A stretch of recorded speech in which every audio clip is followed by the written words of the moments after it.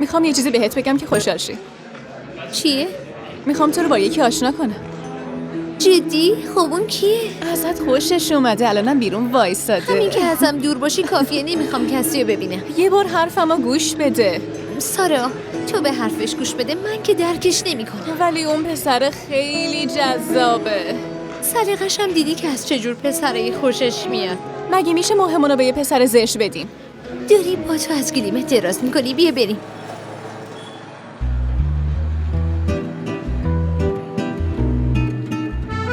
ببینم این همون پسره نیست که در موردش بهمون میگفتی؟ این که داره هممونو دید میزنه. تو اینو میگفتی؟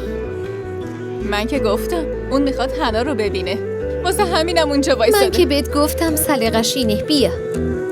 خب یکم براش وقت بذار. حداقل یه بار برو ببینش. بیچاره تو این آفتاب سوزان به خاطر تویه که اینجا وایستاده. دیگه حرفش هم نزن. چرا بخوام واسه همچین پسرایی وقت بذارم؟ امروز اینجا وایساده، فردا میره روبروی دانشگاه دیگه. اونجا رو لباساشو ببین، نگاش کن چقدر شیکه، پسر خیلی خوش لباسه. هنوز چیزی قطعی نشده بود، ولی دیشب یهویی پدر شوهر و مادر شوهرم با گل و شیرینی اومدن و بعلرم گرفتن. اون وقت تو به همون خبرم ندادی؟ عجب دوست خوبی هستی. ای بابا چیزی معلوم نبود که. اینجور خواستگارا 2 ساله که میان و میرن. عکسشو نشون بدم. این نامزدت خیلی خوش تیپه، خیلی خوش شانسیه. پس چی فکر کردین که با یه آدم معمولی ازدواج میکنم؟ خارج درس خونده، خودش هم شرکت داره، تازه تک فرزنده. حنا تو چیزی نمیگی؟ من که گفتم خیلی خوبه. اینو با خوشحالی میگن. قیافتو دیدی؟ اون دوست صمیمیمه، چرا خوشحال نباشه؟ خیلی هم خوشحاله. اینطور نیست، سرم خیلی درد میکنه. معلمم یه عالمه تکلیف داده. حنا تو هم میگفتی که برات خواستگار اومده، اونم دکتر. اون چی شد؟ اونو که جواب رد دادم. جواب رد دادی؟ آخه چرا؟ تو که میگفتی خانواده خوبیه. اونقدرام خوب نبود.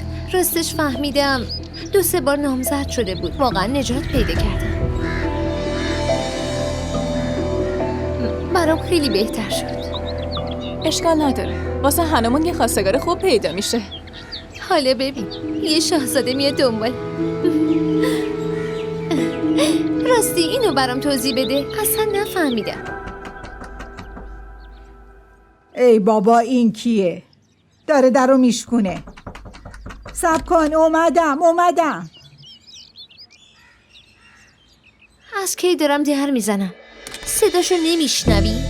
ها آره، مگه تو نمیدونی یه نگهبان نشسته پشت در تا تو اومدی درو باز کنه؟ ها؟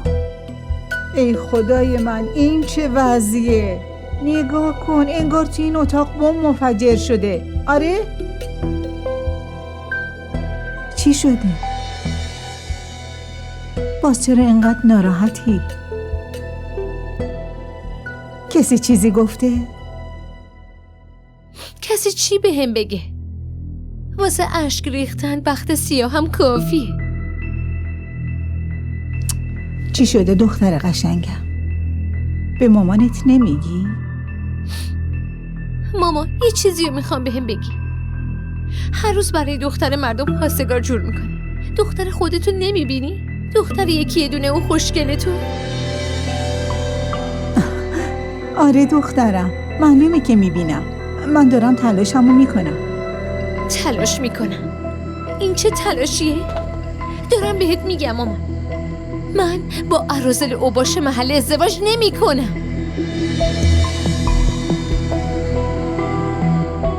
من یه خواستگار پول دارم،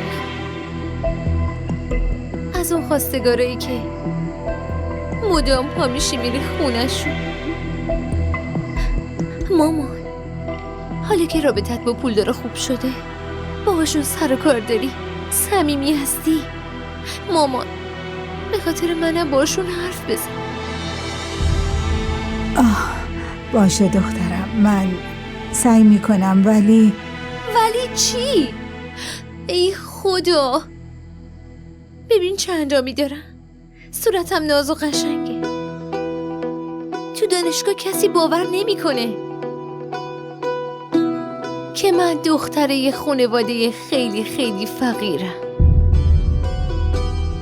اونا فکر میکنن که من دختره یه آدمه خیلی پول دارم. که اینطور. پس منتظر چی هستی مامان؟ ببین، من باسواد که هستم، انگلیسی هم صحبت میکنم، یه دختر با کمالاتم. چه کم بودی دارم؟ هیچ کم بودی. تو بین صدها نفر تکی. مامان، پس یکی رو برام پیدا کن که تک باشه، همونطور که مامان سمین براش پیدا کرده. پولدار، جذاب، باسواد، تک فرزند. آخ مامان، تا کی فقط رویا ببینم؟ برام هیچ کاری نکردی، هیچی. باشه دخترم، یه کاریش میکنم. تو هم الان قشنگ برو دست و صورت تو بشور، منم برم برات غذاتو آماده کنم بیارم که بخوری. قول دادی یا؟ پس برو غذا بکش، من خودم اتاقو تمیز میکنم. امروز به هم قول بزرگی دادی، خیلی خوشحالم.